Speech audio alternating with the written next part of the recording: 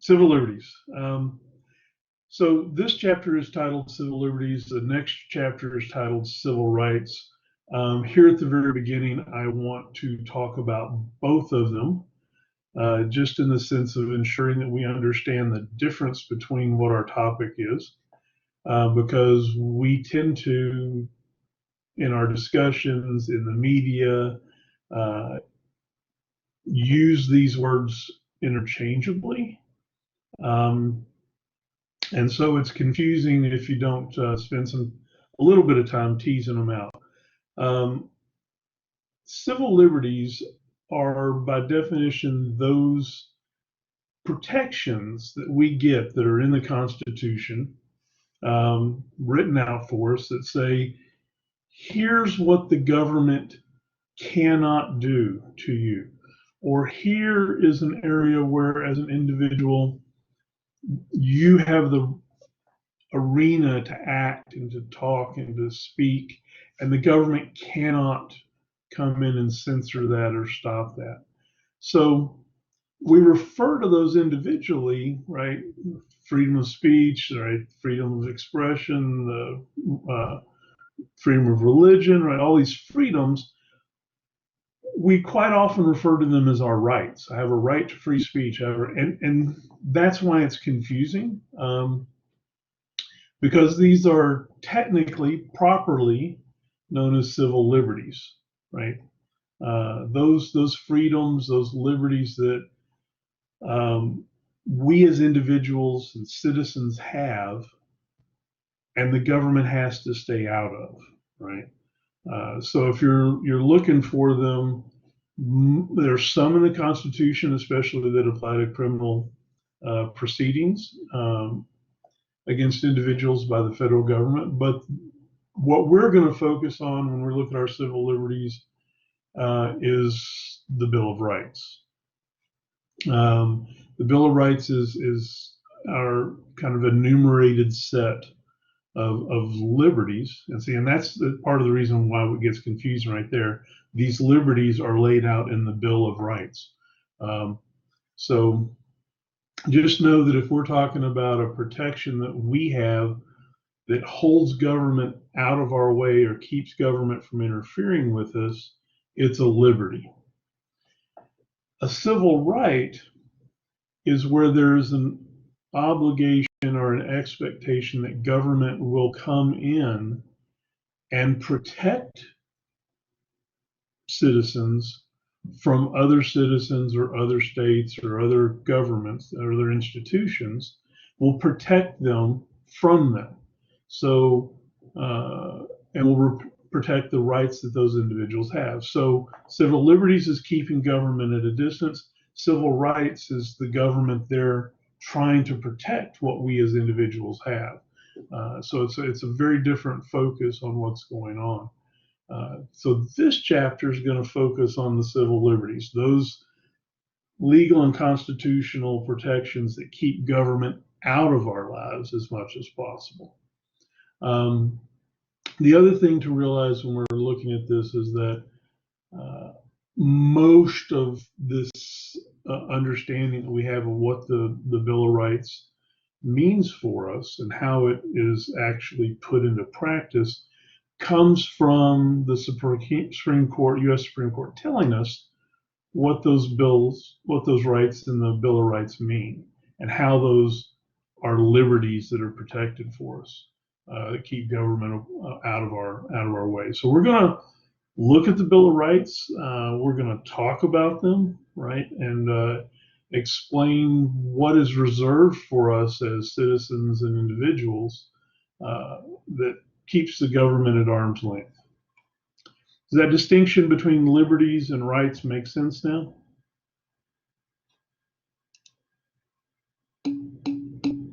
All right. So let's look at it, right? So the Bill of Rights, right? First 10 amendments to the second U.S. Constitution lay out our basic liberties. And so when you talk to people and you say, do you think the Bill of Rights is a good thing? Should we make sure that the Bill of Rights is protected? everybody's going to agree with you on that because we know it's an important document and we know what's in it are things that are for us. But when you actually start to figure out what those liberties are and how people can exercise them, then it gets complicated, and then there are going to be multiple instances on a daily basis where we see both government decisions being made that are questionable on their infringement of these liberties, and so we have to continually look to these to protect them and to fight for them for ourselves. What I have here is a condensed on this slide, a condensed and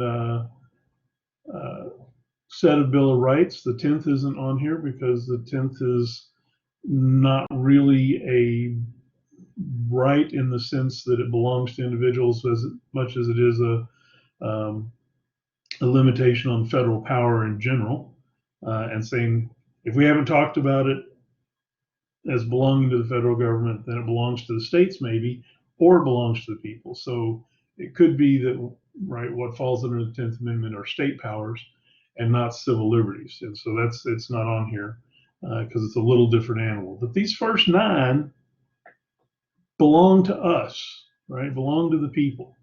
And they're there to keep the government away from us and give us the arena and the space that we need to try to live our own lives and say what we need to say and do what we need to do. The First Amendment, and we'll go through all of them real quickly off this slide, and then we're going to come back to each one.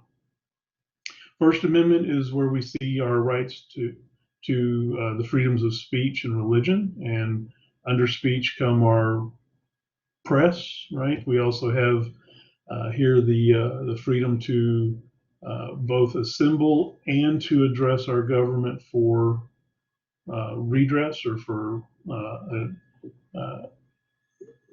correcting the wrong. So, right, to try to hold the government to account or try to get the government to do what we want to do. So the First Amendment is kind of, the most important of all of these in a real sense, as it relates to the activities that we have to engage our government, right? And how we have the ability to worship as we see fit or not, right? So speech and freedoms of religion, right, are the ones that come out of this First Amendment. And there's, right, whole classes taught on just the First Amendment, right? And I know it's small here, but when you start taking it apart and looking at the history of how we've made decisions through the courts over time, we can teach whole semesters on just the First Amendment. The other thing to realize here is that anytime you see a list like this, it's fairly safe to make the assumption that they are in rank order, right? That the most important things are first. When you're building a list, right, that thing that's foremost on your mind, the ones you want to really get attention to, you put first, right? So in that sense, we make the argument that this is probably the most important out of the bunch. The Second Amendment is the right to keep and bear arms, and to maintain a well-regulated militia, right? This has been argued to mean different things throughout history. The Supreme Court gave us a more recent interpretation of it. We'll cover that a little bit more as we move forward, but essentially, right, this is our right to have some means to protect ourselves with weapons, right, arms, and at least ostensibly the argument is to protect ourselves against our government, right? So we'll talk about that some as we move forward. The Third Amendment, not generally a big deal anymore. It was important, right, when it was put out there first, for the right to not house soldiers in your private abode during times of war. It was not unusual for militias and armies to move in or move through a city and invite themselves into your house for a while. And this was right a way of saying, look, just because you're our government's military doesn't mean you get to use our private property to you know, as a bunkhouse, right? So it's mine, it's ours, it's not yours. You stay out. Fourth Amendment, right to be secure from unreasonable searches and seizures. We'll spend some time with this one. There's, obviously a concern here with some way of keeping the government out of your personal business all the time, right? And when they should have the authority to come in and search, we can think of good reasons why sometimes, and maybe seize you and or your property. We definitely have some arguments about why that's necessary, but we also need some boundaries there about keeping it limited, and so we'll talk about that. The Fifth Amendment gives us basically a breakdown of the criminal justice process and where our rights are as the accused. And as we go through that process, what we have to ensure, that we preserve for ourselves, the accused individual, that our government just can't walk over us. So our rights for criminal cases will be talked about there. We'll spend a little bit of time with that. The sixth and the seventh are also about, and the eighth as well, right? All of these are more criminal or court oriented. Six is the right to a speedy trial by an impartial jury of your peers. So putting a limitation on government that they have to provide, right, the decision-making process that is not done by the government, right? It's done by your peers, by other citizens, when they're rendering guilt or innocence. Right to a jury trial in civil cases. Right, in the Constitution proper, there's already a right to trial by criminal cases of felony nature. This is right extending that freedom to civil cases and being able to, again, keep the government out and bring the jury in, right, when they're making a decision.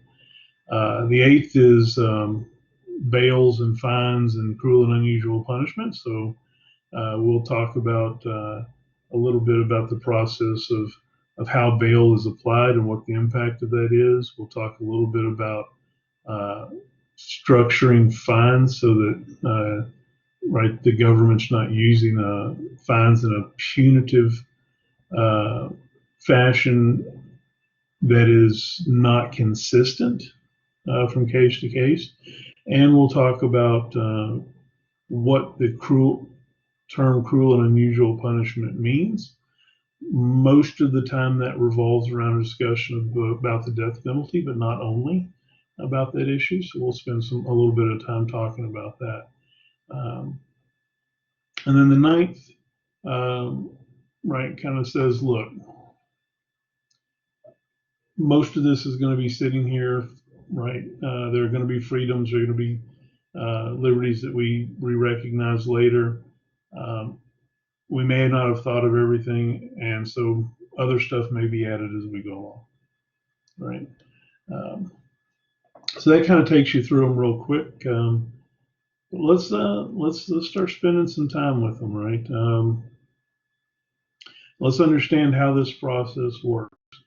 When the Bill of Rights, the first 10 amendments to the Constitution, were all brought into play and approved, they were perceived by most people as simply a limitation on the federal government.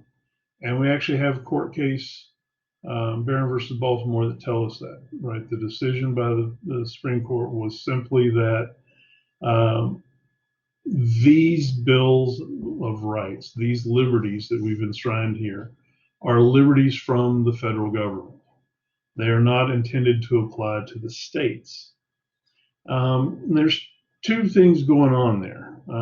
One, it's a federal constitution, and so it's a limitation on that federal constitution.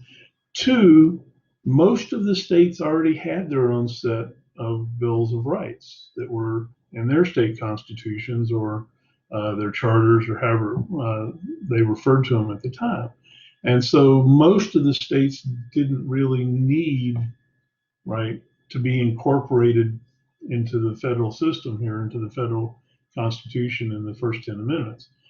So at the beginning, the interpretation was pretty clear that this Bill of Rights applies and limits the federal government.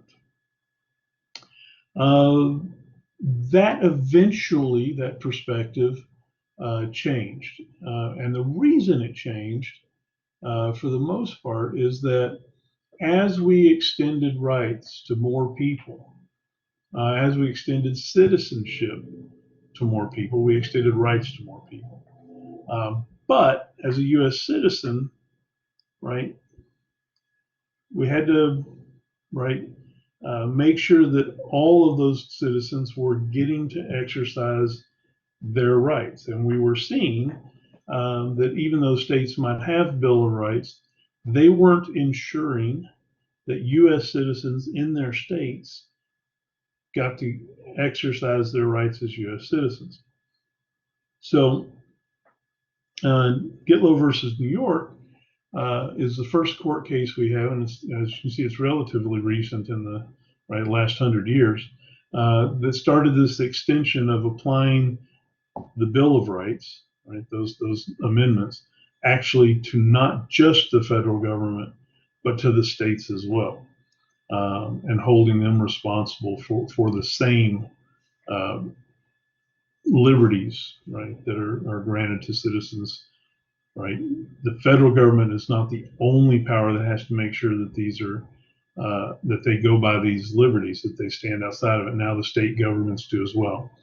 The 14th Amendment, which was one of the Civil War amendments passed in the 1860s, had already done this. Right, the 14th Amendment says, "No state shall make or enforce any law which shall abridge the privileges or immunities of citizens of the U.S. Nor shall any state deprive any person of life, liberty, or property without due process of law, nor deny any person within its jurisdiction the equal protection of the law."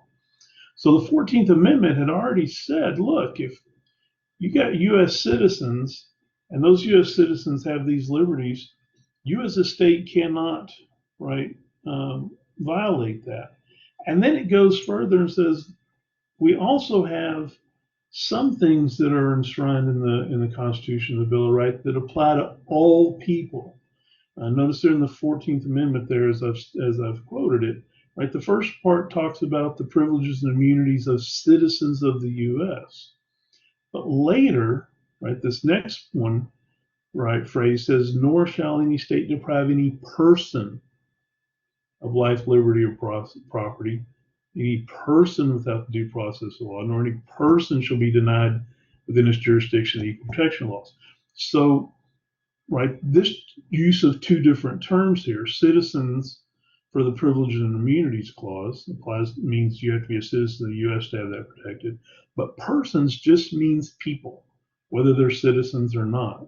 So if you're in the United States proper, right, within the boundaries of the United States, you as a person, right, have some protections as well that are through the 14th Amendment extended from the Constitution out, and that the states can't deny those. So it's always important to pay attention when we're reading these things to notice when they talk about a citizen and when they talk about a person. Those words aren't just indiscriminately used, right? So when they say citizen, they mean proper U.S. citizen, born in the United States, naturalized in the United States, whatever the case may be, that makes you an actual citizen of the U.S., right? You get rights and privileges as a citizen. The very fact of being a person and when inside the U.S. gives you protections. And so you have to, be aware of when they're using, governments using citizen and when they're using person. And this is a sticking point for a lot of people when they're talking about these issues amongst themselves, right? They'll say, well, that's a right that belongs to citizens, and those, especially if they're talking about immigrants or illegal aliens, that however they want, it's phrased in the discussion, right? They said they don't get the rights of citizens, and that's true. But the 14th Amendment says that they do get protections, um, because it says persons, right? Not citizens. And that's a really important distinction. So there are constitutional protections for people in the United States who are not citizens. And a lot of times in discussions, or if you're hearing people on the media, interviews on the media talk about things, they will fail to understand that distinction, that we as a country made when we put the 14th Amendment in there as part of the civil rights amendments. So, Barron at the beginning tells us this only applies to the federal government, giving you that historical perspective of where we started. Gitlow tells us, well, no, right? It's not the case that it just applies. Some of them will apply to the states as well. Since Gitlow, we've had case after case after case that have extended, right, the Bill of Rights to the states specifically, right, as they move through it. The ones that were not, right, are the ones that are the exception here, the ones that the Second Amendment, the Third Amendment, and the Seventh Amendment. So you look back over here, and the Second Amendment is the right to keep and bear arms. The fact that the second listed right here is not something that's been specifically applied uniformly to all the states except for the right to bear, which was done recently, means that there's still room within the states for them to have different rules or different applications of law to the right to bear arms. And if you look from state to state, you'll see that, right? There are different ways that we have gun control. There are different ways that we have licensing. There are different ways that we have, right, from state to state. And so that's why only a small part of the Second Amendment is there. The Third Amendment, right, not to house soldiers. The states aren't going to be housing state soldiers, so it doesn't really make sense, right? And so as we move forward, I'm sorry, the seventh, the right to a jury trial in civil cases. That's not needed because the states have their own civil law, and state civil law is handled completely there.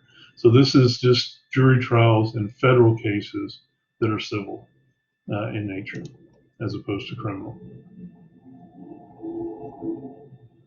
Questions?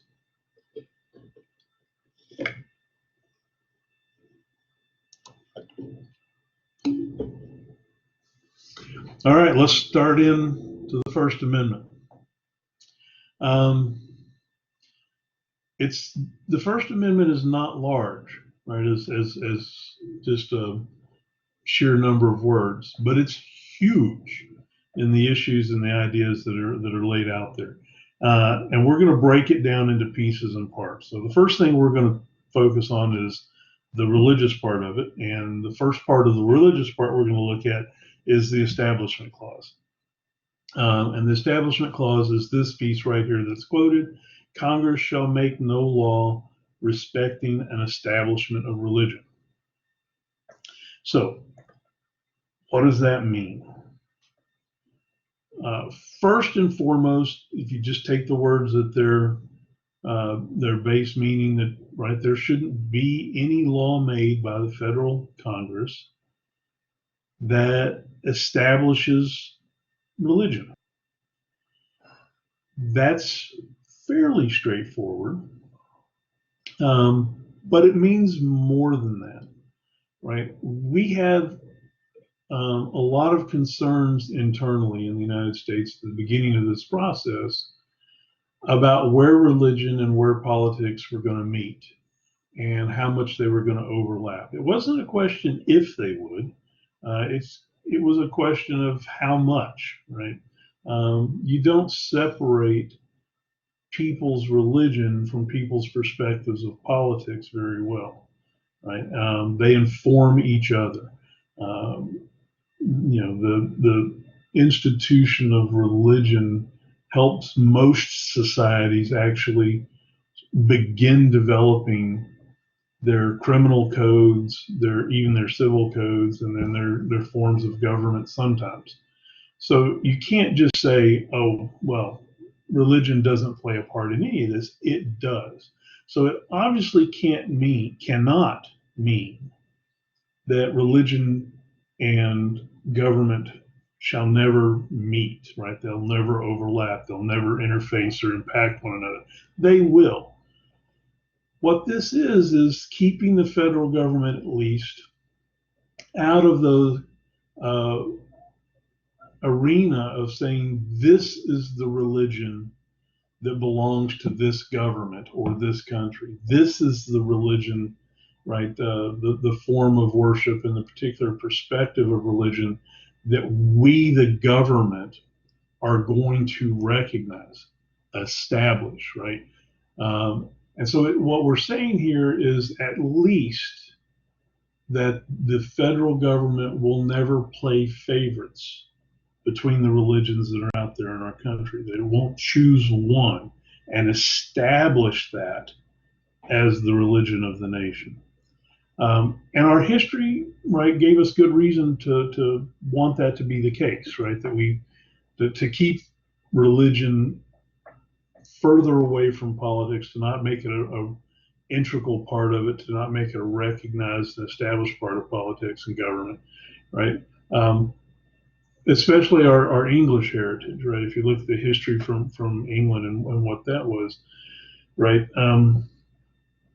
The monarch of England, right? King George was not only the head of the government, was also the head of the church, right? So, and England had fought revolution after revolution after revolution over which religion the monarchy was bringing into play, right? Whether it was Catholicism or Episcopalianism or Presbyterianism or whatever the case was going to be, right?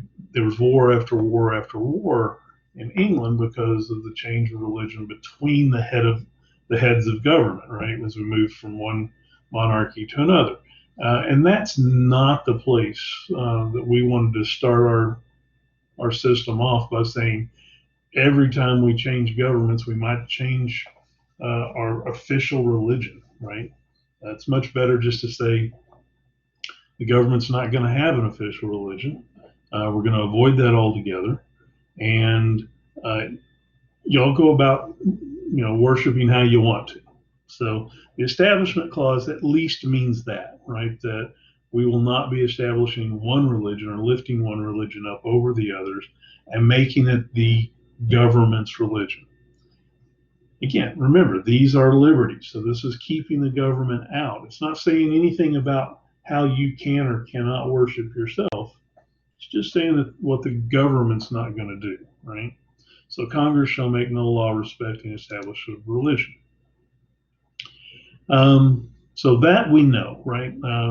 That first part here, none, right? We are explicitly prohibiting the creation of an official national church. There's a lot of talk that it might mean something else or it might not. So can government policy, federal government pass policy that assist religion, any religion, all religions, all right? Does it have to stay if the hint of religion pops up, does the federal government have to go, no, we can't even deal with it, right? We're not always sure, right? That's where we have to figure things out. And so we'll dig into this a little bit. Historically, our framers of the Constitution, we see that they explicitly talk about what they thought about this, and part of the reason that this is an ongoing issue at the beginning of the nation was that several of our colonies had been founded, right, with official religions, right? So you had, I think, what, Connecticut and maybe Rhode Island, I think there's another colony that I'm thinking of that explicitly, right, had entailed both religion and government together. There were elected officials, right, that were all from the same religion, and they passed at the state levels, right? They passed laws saying that you had to run for government, you had to be a member of a particular church, and that if that you had to pay a tax, right, based upon your religion, and if you might even have to come out and I know this is true, right, that you'd have to, if you weren't part of the majority religion that was favored by the state government, you'd have to identify yourself as an outsider to it. And that would get you exposed to a lot of unfair treatment, both by other individuals and by city and local and city governments, and maybe even the state government. We've seen, right, the words of Jefferson before, where he talks about creating a wall of separation between church and state. That letter, where he's using that phrase and that term, was sent to Connecticut, sent to the city of Danbury, celebrating, right, that they had finally separated themselves at the state level, especially the city level, from a particular religion that had identified itself with one of the political parties. Right, they were synonymous, and eventually, over about a 15-year period, that party got defeated. And the letter talking about we need to ensure a wall of separation was encouraging them not to fall back into those old ways. And so, again, not a admonition against religion or being religious or practicing religion, but just to try to keep, right, the civil decision-making process and the religious aspects of living in a community somewhat separated from one another, so that it didn't damage the quality of citizenship of the people that were there. I'm not sure what's going on with this.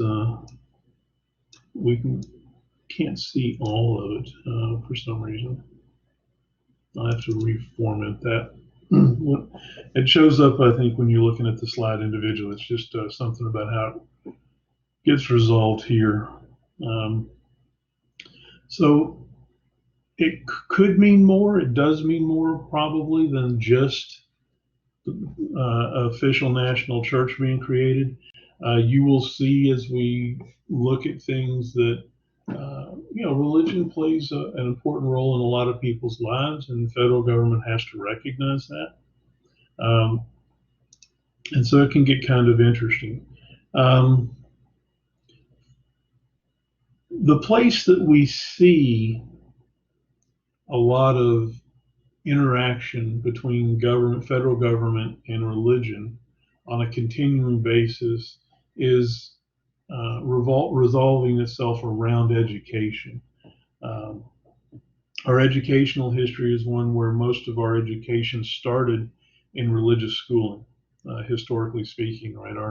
Our best schools and our best colleges were religiously oriented, religiously supported, and you went to these schools, right, as probably a member of that religion, although not all of them required that. And so a lot of, especially in the early 1800s, a lot of your education, your formal education, right, your reading, your writing, your arithmetic, your science, all of that was still gathered at a church-related school. And obviously today we still have a lot of private religious education institutions that are working within the United States. So in that sense, right, you've got this huge issue of education that government at the local, state, and federal level is necessarily engaged in putting goals and policies out there for education. And then the delivery of that education in a lot of instances is being provided by churches. So that federal policy on education has to impact religion. And so if you're religious and you're looking at the freedom of expression here of religion and establishment of religion, you're saying, well, wait a minute, government has to stay out. And the government's looking at, well, this is an education issue, so maybe the wall of separation isn't as solid as we think it is, or there might be something here we have to look at. So one of our first really big cases that kind of delves into that is this Lemon versus Kurtzman that came in the early 70s. And it was specifically on the issue of aid, federal aid, to church affiliated schools. Now, the aid was meant for educational purposes. So if you have federal aid coming to the states, and it might be a federalism issue, right? You have aid coming through grants down to the states. It's distributed through a per capita kind of formula, right? So how many kids in your state are going to school? Okay, well, you're going to get so many dollars for every kid. Make sure this money's spent on all these kids. And then the state's looking at it and go, well, do we spend this money on the kids that are in church school? Do we spend our federal tax dollars through a church to get it to the education of these kids that are or are they somehow different and outside of those concerns? The fact that they're in a school, a church school, do we just say, not our concern, you got to do your own thing? That's the question here is where does that money go? How far into this, are we going to get involved? And so we're looking at aid to church schools here, whether this should be a limitation on this or not, and the policy that should go into place here. And what the Supreme Court tells us is that we really need to pay attention to the intent of the governmental policy. What is it trying to do? Is it trying to get involved in religion, or is it trying to do something else? And they delineated this in this case by saying, look, the aid here that's being sent down to schools has a secular legislative purpose. In other words, it's not church related, right? This aid is meant to help with reading, writing, arithmetic kind of stuff. And if there's a way that we can, funnel federal aid even through a church to get spent on the educational aspects, but not on the religious aspects, then that's the way we're going to do it. And so what they told us is that any aid that's going to come from the federal government, in this case now, because we've extended through the 14th Amendment and GetLow, we've extended that to state governments, any of that federal funding or state funding that's going to be spent on education needs to be spent through the private education system as well, the church schools. We just need to make sure that it's spent on the right thing, right? We don't want to try to limit, advance the religious nature of that education. That's not our business, right? We need to focus on the secular part of it, right? So if the money is going to be spent, here's money to buy new history books or new math books or whatever, right? For all of the students, right? Then great. That's going to work fine. They need to learn history there or science or math, whatever it is in a church school, just like they do in a public school. That's a secular purpose. However, right, if it's going to go to something else that's more tied to the religious aspect of things, right, maybe the salaries of the teachers or maybe the religious education, right, then probably not, right? We're going to probably say no to that. So, and the reason that they look sometimes at the instructors is because at church-related schools, quite often they have a requirement, right, that you be a member of the church and qualified to teach before they will hire you. Well, if there's that religious element there, right, then they're not going to let any federal funds or state funds go to support that. If they're hiring a math teacher and they don't question or care about the religious affiliation of the math teacher, then maybe you can spend it on some salary. So you've got to look again at what it's going to and how much it's going to develop any kind of government entanglement with the religious aspects of what's going on there.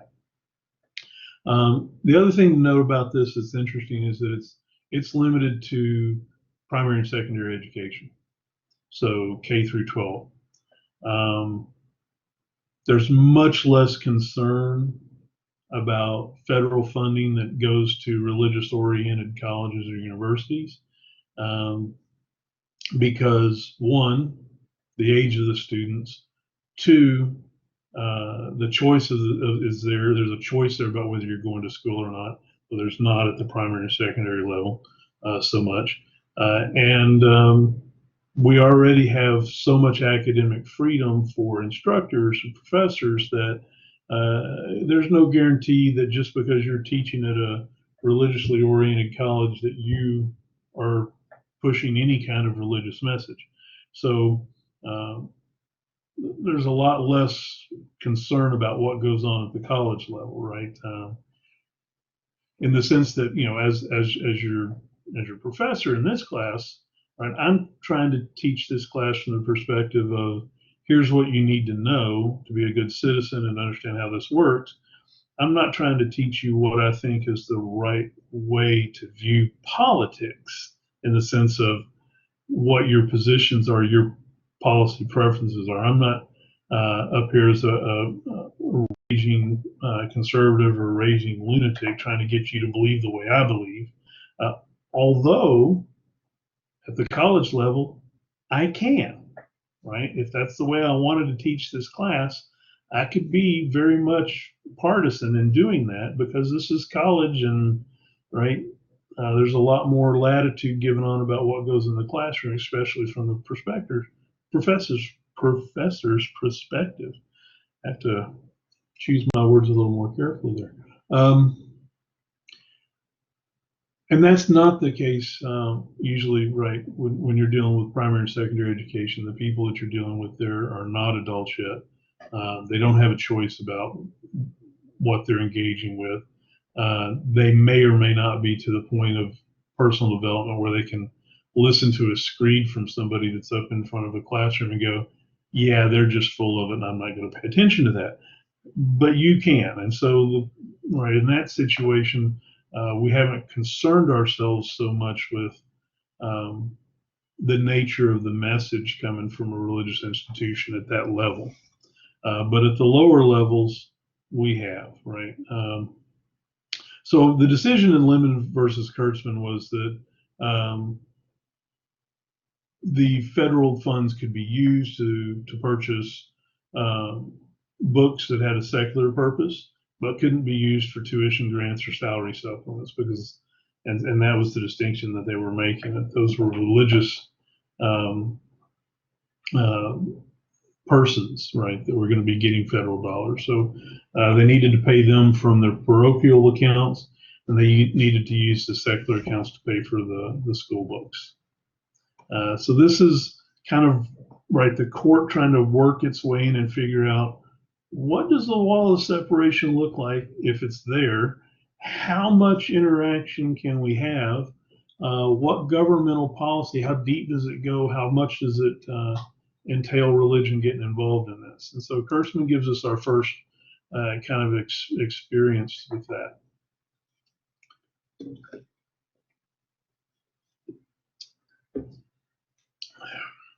Set of cases here all revolve around the same policy concerns, and that's school prayer in public schools. So what you have here, right, is concerns about what the public education system is putting out as actual practice within a school system, and whether it crosses some kind of line or not when it relates to religious exercises. And as you can see with our first case, this goes back a ways, right? We're talking in the early 60s here, right? And the Supreme Court tells us in Engel versus Vitale, look, we know you've been doing prayers in schools for a long time, right? It's part of all of that educational process, but we gotta start looking at this, and we gotta draw a line. And the line we're going to start off with is that if the state, in this case the state government, the school system, in other words, is writing a prayer out and requiring students participate in that prayer that's been provided by the state, right, by the government in this case. That really is starting to sound like the establishment of some kind of religion. And this is not the place for it. So Engel versus Vitale outlaws school prayer that are written by the state and is right forced upon the students to participate in it, because that's a governmental entity saying you will pray and you will pray this way. And so there's two elements of that are a problem. One, right, the state is establishing some kind of religion. We don't know which one exactly, but I bet it was a Christian one. And two, that comes into a large conflict with folks that don't practice Christian religion, right? And that freedom from the establishment of it, one of the concerns is that the one that gets established is not yours and you're made to participate in it. So if you're, say almost certainly, right, we're talking here a Protestant Christian perspective, because that's the majority perspective of religions in the U.S. It's almost right. So Protestant Christian perspective on a prayer. Okay, so let's say you're Catholic. Does that work for you? Maybe, maybe not. Let's say you're Jewish. Probably not. Let's say you're Muslim. Almost certainly not. Let's say you're Buddhist. Not. Right? Let's say you're right, you just go on and on and on through the religions. And the fact is that, right, we can't do one recognition of religion without excluding a lot of other folks in their religions, or making them participate in something that doesn't mean anything to them, and two, violates their conscience on what they think is true about religious perspective. And so the idea here is and this is where Jefferson's wall of separation comes in, we really just kind of need to stay away from it. And just let people do what people do and not have the state reinforcing anything there. And so that's what Engel versus Vitale is laying out to us. It's saying, look, we're violating the Establishment Clause if you've got a part of government, and schools are, right, public schools are, telling people do this prayer every day. And so, right, we'll move to the next one here, Abington School District, right? Here you've got, right, the court telling us, look, voluntary prayer or reading of Bible passages, right, when it's part of the classroom exercise, meaning, in other words, students have to participate, that still violates that Establishment Clause. Just because, right, you think the Bible is the book that works for everybody, it doesn't, right? And the fact that you're using that one book of religious teachings as the single or predominant thing is a problem. Now, the other element here was the voluntary part, which they thought was going to get them past that, right? Well, you didn't have to read it. If you have a personal problem with reading the Bible, we're not going to make you read it in class. But here you are in an educational situation saying, hey, Johnny, read this Bible passage. And Johnny's like, that's not my religious book. I don't want to. So let's say they believe the voluntary part and they practice it real well. And the teacher goes, okay, great, no problem, Johnny. Let's move on to Sally. Sally, well, what you've done to Johnny is you put him on the spot and you've had him declare in class that he's not right, he's different, and that he's not going to participate, and that his religion or lack thereof, right, isolates him now in the classroom.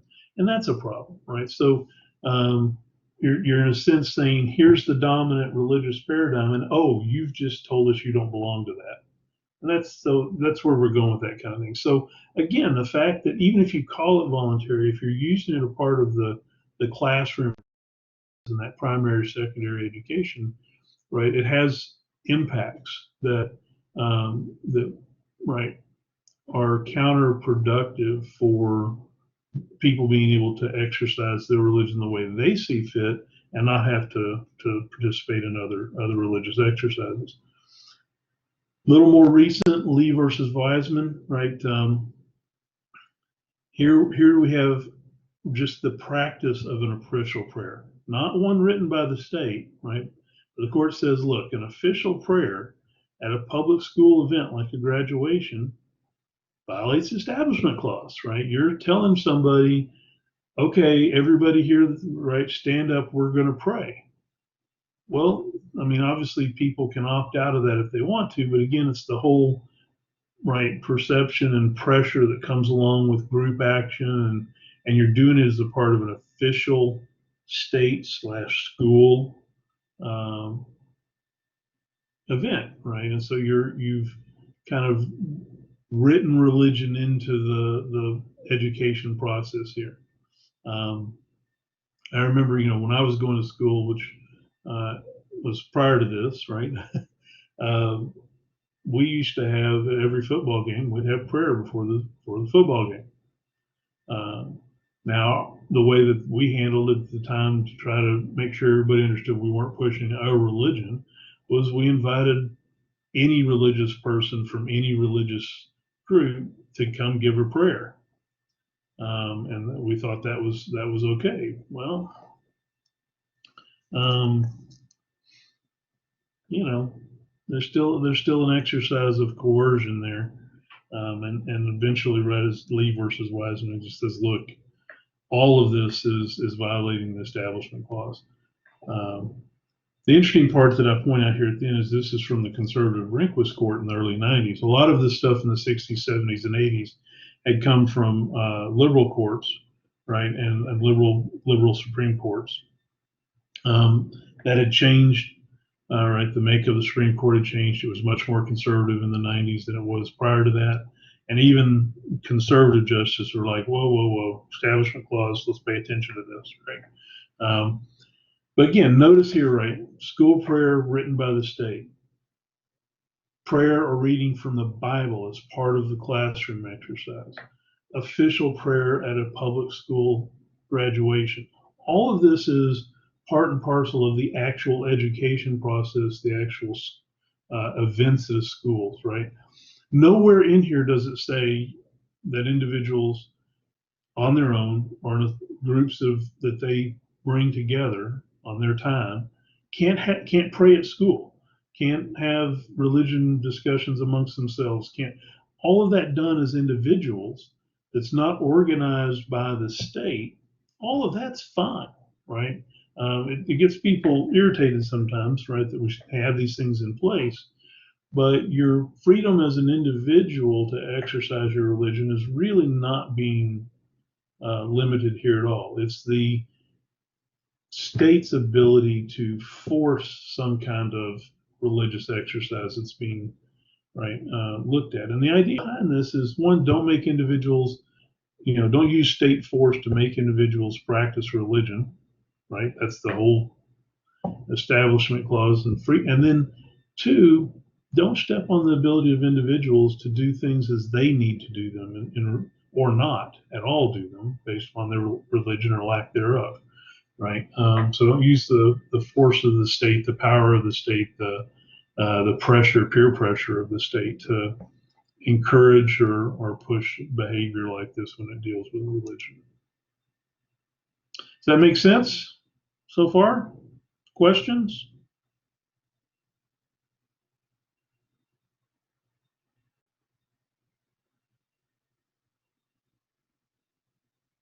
All right, so let's go to the second part of the religious element here. We've been talking about the Establishment Clause. Let's talk about the Free Exercise Clause. Congress shall not make any law prohibiting the free exercise of religion. So on its face, means pretty much what it says, right? If I have the desire to exercise my religion in a particular way, there should not be the government telling me I can and can't do it that way. However, there are certain elements of living in a society and in a government that are going to preclude some actions that might be deemed religious in nature, right? So generally, this is interpreted to mean You can believe anything you want to believe, and the government shouldn't be involved in telling you what to believe or not to believe. You don't necessarily have a right to practice everything you believe. So let me give you a real mainstream example of what we're talking about here. In the Old Testament, for those of you that are right of the Christian persuasion or know the Bible and its history in the Old Testament, there's a part of the Old Testament that talks about one of the patriarchs, Abraham, being ordered by God to take his son Isaac up onto the mountain and sacrifice his son to God.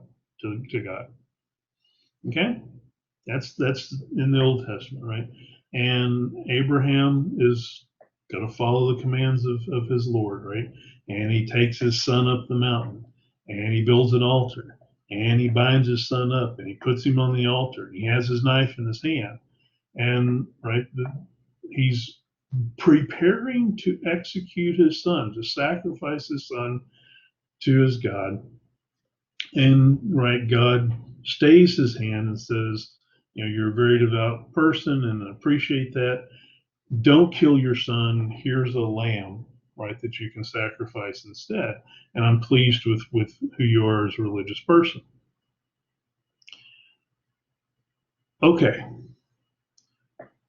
So we're reading that, right, in the Bible. We're led to believe that it would have been proper, right, if God had not stopped Abraham's hand, for him to have actually sacrificed his son. That would have been a proper religious exercise in that case. He'd been commanded to do it. That's not going to play well in the United States or in Texas. We call that murder, right?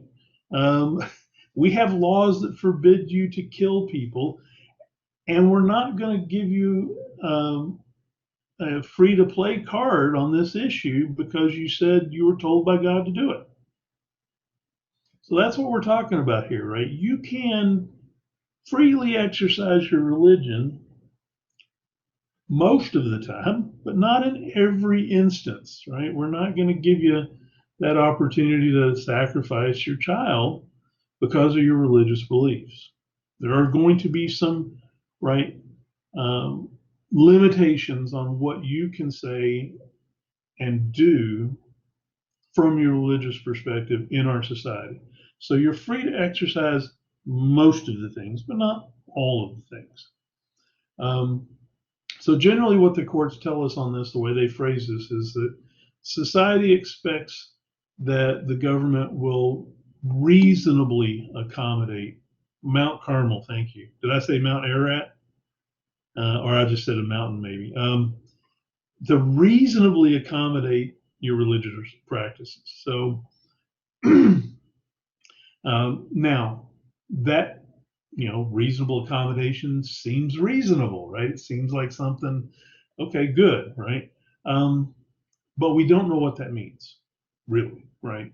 We don't know what's reasonable until we're working through specific circumstances and trying to make decisions. And so we have court case after court case after court case where the courts are trying to figure out, okay, here's the religious exercise that you're wanting to engage in. Here are people that have sued you because that religious exercise offends them. We as the courts have to decide, is this reasonable or is it not reasonable? Can we tolerate it or can we not tolerate it? Is it, and so as much as we'd like to stay away from that government entanglement thing, when you put the free exercise clause out there to let people do this, it's necessarily going to, right, bring some kind of ideological conflict into play, and the government's going to have to make a decision. Most of us, I think, would agree that, right, allowing the sacrifice of Isaac is probably not what we want in society. But if you were talking to Abraham and telling him, if the government says you can't do this, What's Abraham's response to that going to be? Sorry, my religion is more important to me. My relationship for my religion and my God is more important to me and commands more of me than your right worldly governments and society does. And so it's going to be a conflict. You're not going to get away from it, right? Because religion is, if you're religious, that religion goes deep into who you are, and probably deeper than your government and policies do. And so we're going to continually have this problem over time. Before I move on to, there's another one here that is couple different instances of things to think about, right? One of the places we see this, another court case, and this happened not too awful long ago. I think it was in can't remember if it was in Louisiana or Florida. But you've got a church. They practice what is called Santeria, which, if I understand it correctly, is a mixture of voodoo and Catholicism. And I may not be exactly right on that, but it's something similar to that, where they actually still perform animal sacrifices during their religious practice, during their church services. The blood sacrifice goes back in history a long way, as we can see with the Abraham story. And so they, from my understanding from the court case, this church was regularly sacrificing chickens, okay, as part of their religious service. And members of the community that lived around that church, some of them found out about that and sued to have that practice stopped, saying this is animal abuse, it's violating animal welfare policies and practices, it's got to stop, it's deeply offensive to us. So it goes to court, and it goes well up, and I think it was a Supreme Court decision in the end. And the decision at the end, well, let me ask you, what do you think the decision is going to be here? Do you think that this is a practice that we can reasonably accommodate or not?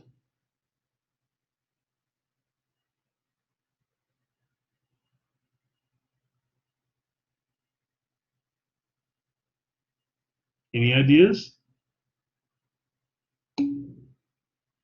So Lauren says maybe not, right? We're killing an animal on a routine basis, right? And we're doing it to further our religious perspectives. And don't we have rules in place, laws in place that prevent you from just going out and killing animals in society? You don't get to just shoot, right? An animal or kill an animal, right? There's animal welfare laws, so maybe not. Could any of you think of why we would say yes, you could? Right? I mean, if this idea of blood sacrifice goes deep, right? Ooh, Caitlin comes in with we eat animals, and Lauren says we're doing it in private, so maybe it wouldn't offend the whole community if they're not there. They might know about it, but they're not there. Caitlin, you hit the actual answer that the court gave. Right? The court said, wait a minute. For something to be deeply offensive to society, it would have to be something society doesn't do. But we kill an awful lot of chickens, right? They're called, right, Kentucky Fried Chicken and Popeye's Chicken and Chick-fil-A. And so our society is not deeply offended by the actual killing of the chicken. We do that all the time. And so the court says we can't really say that just because this is done in a religious atmosphere, that the death of the chicken is any different than what we're doing, right, in all of these eatery kind of situations where we're raising chickens, right, slaughtering chickens, sending them off to restaurants and grocery stores, right? We just because it's done with a religious connotation and not a lunch connotation, right? doesn't change the action, and so it's not deeply offensive. And so the decision was I think, a very practical kind of approach to it. You may not like it. It's not deeply offensive. You can exercise that. So that's the kind of thought process that the courts are going through and trying to think of when they look at this free exercise clause. Now, to turn that a little bit and give you one from a different perspective, right?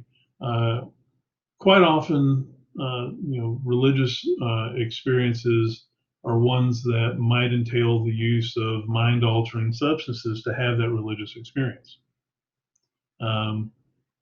And we also have rules on the books about the use of mind-altering substances in our society, and that you can't do it in a lot of instances.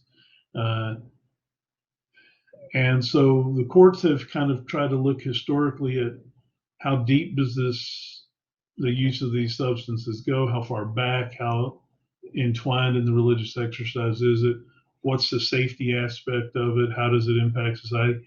And most of the time the courts have said no on the use of mind-altering substances, right, to facilitate religious experience. So it can go either way. And again, the court here is trying to, when it does this, balance, right, the liberty of free exercise versus the needs of the society as a whole, for non-religious reasons, right? So it's only going to be, public safety or something like that. Not another religious argument, but some kind of public argument, some kind of society-based argument. Some are and some aren't, right? So, and then of course we're getting into some gray areas as we're changing laws at the state level and not at the federal level. With right, marijuana is a scheduled substance, and yet states are saying go ahead. So in a state that is right approving it, I guess if marijuana was your choice of religious exercise, their part, it's starting to work a lot easier. When you get to things like peyote, right, or mushrooms or LSD, things start to change, right? And so I think in some instances, peyote had been allowed when it was on an Indian reservation, right? And it obviously has a long historical precedent there of use, but not outside of that or not in other places. So again, they're looking at these kind of totality of practical considerations to try to make that call. What's going to be the effect of the drug? How is it a threat to public health? Right? Those kind of things. So it's really interesting elements of the collision of different sets of values, right? Religious values, and how you practice those values, you exercise those values, and then concerns of the state and the federal government in regulating behavior. Well, they can't legally, Colton, right? Obviously, right, in the Mormon religion, this was a large practice for a long time, right? Polygamy was. And when they established themselves out in Utah, it was practice, right, it was a practice, right? But for Utah to become a state, one of the things that was required of them was to make that an illegal practice, right? It's within the state. So that was a requirement to bring them in as one of the states, right? Now, just because it was made illegal doesn't mean that everybody stopped doing it, right? I mean, obviously, but it does make it, punishable by law.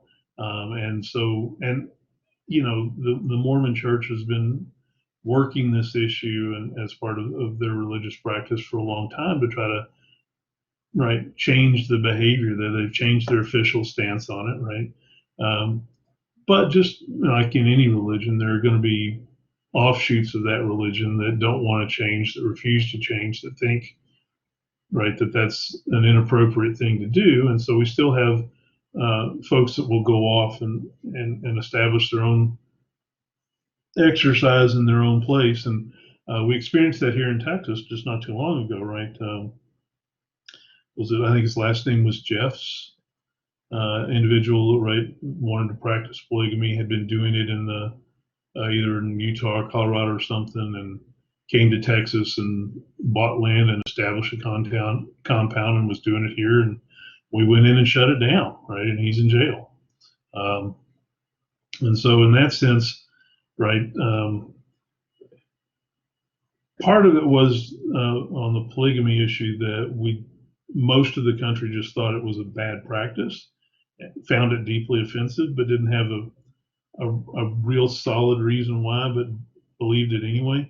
And then part of the problem that came in there line there was an awful lot of the polygamy that was happening between adults and minors, right? That minor children were being married into a polygamous situation. At that point, you can starting to see a public safety or public safety concern, right? But obviously, the prohibitions against polygamy are that it's not tolerated at all, right? Legally. Yes, there was a TV show about that, right? I forget what it was called, but I do remember Big. I can't remember. I think Big was in it somewhere. Anyway, so how was there a TV show about it? Well, you can make the TV show about it, right? And they weren't, right? The marriage was not recognized by the state, right? So it wasn't a legal marriage, but they considered it to be a religiously binding arrangement, and that to them was more important than the legal definition from the state. So they were living in the religious sense of being married, right? And I mean, you can break those laws as long as you don't flout them too much, right? When it gets out there, people are going to start taking an interest. Yeah, I can't remember what that was called, right?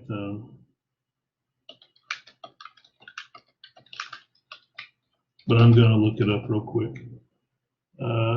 Big Love. So, was the name of that show. So people still practice polygamy, but not legally, right? So we've determined that at this state to be at this time to be deeply offensive and something that can be regulated by the state.